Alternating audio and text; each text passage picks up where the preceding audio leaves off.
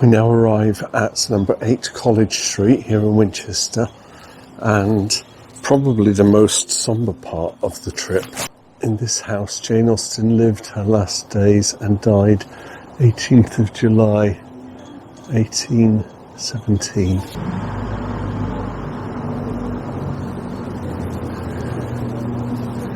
So it's early 1817, Jane's health begins to deteriorate and she left Chawton in the May to seek treatment here in Winchester, staying with Cassander in this rented house, number 8 College Street, which was near the hospital.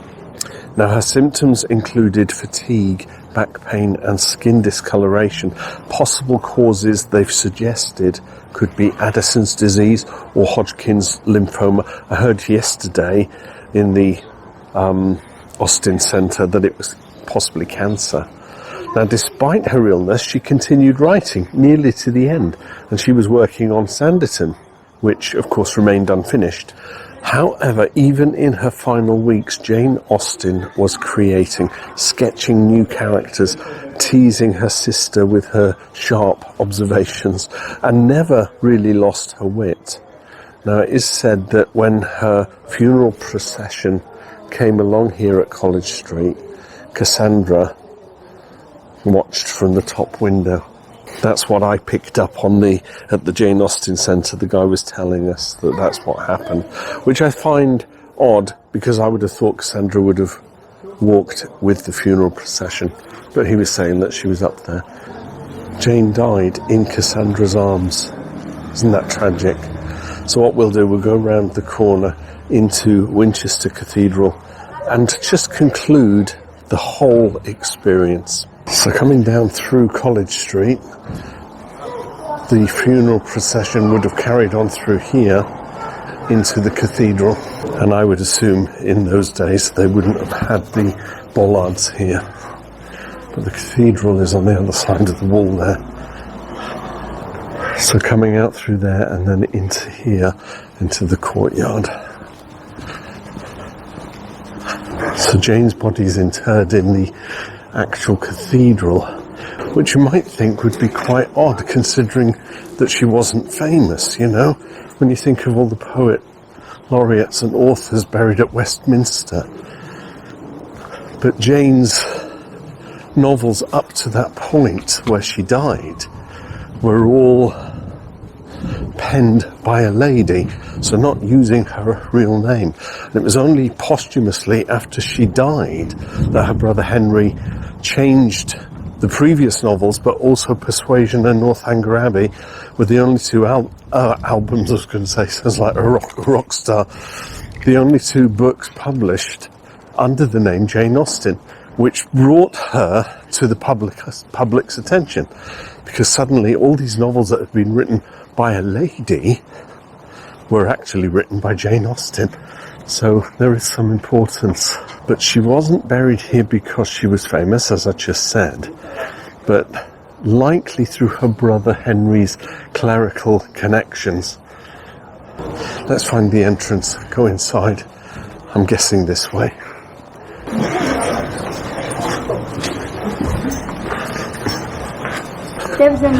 Nine till 5, last entry 4 o'clock. Everyone welcome. So it looks like they're going to do a talk on Jane Austen in the cathedral here. Michael Wheeler and Gillian Dow. You can have Jane Austen tea and a tea tour. Lovely. Isn't this magnificent? Look at this.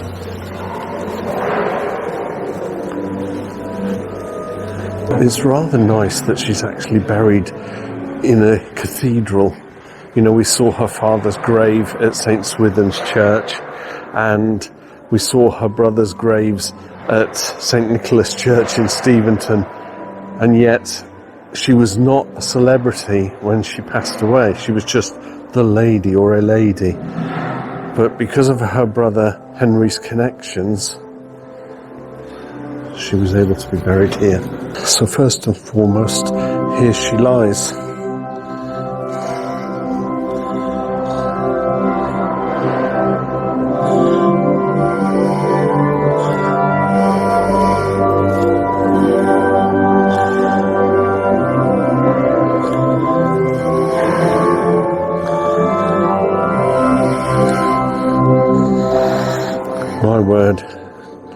Jane is under there. They've built this rather lovely memorial window. I'm not sure I can read the lettering, but I'll scan it down for you.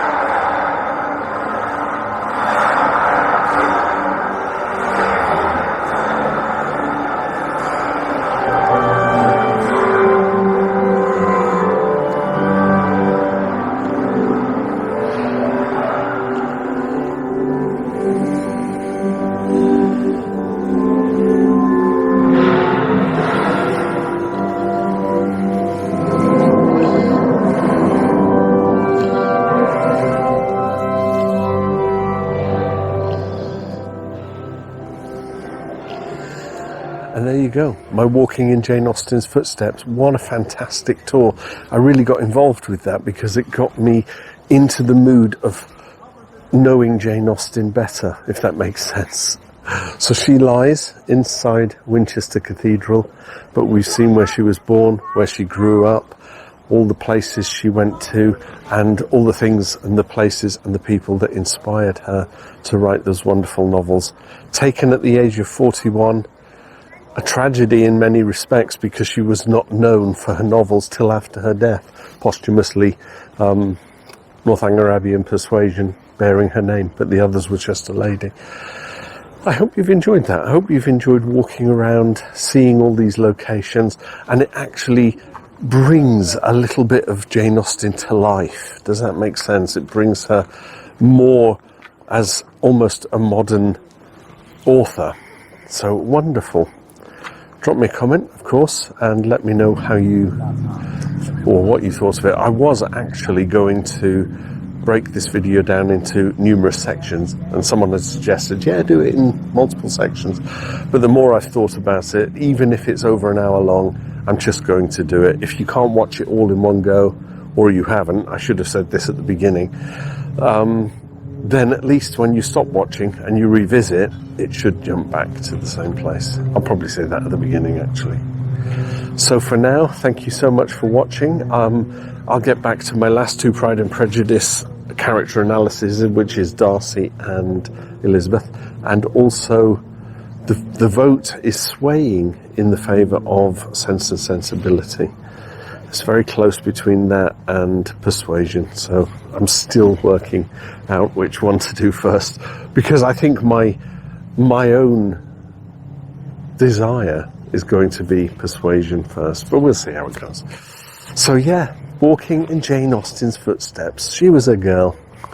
We love her for her writing, for her steadfastness, for her resolution to stay true to herself. We can see now why she is a literary genius and considered high amongst all those other authors of our generations and other generations. Oh my God, I'm waffling now. I'm going to see you in the next video. Bye for now.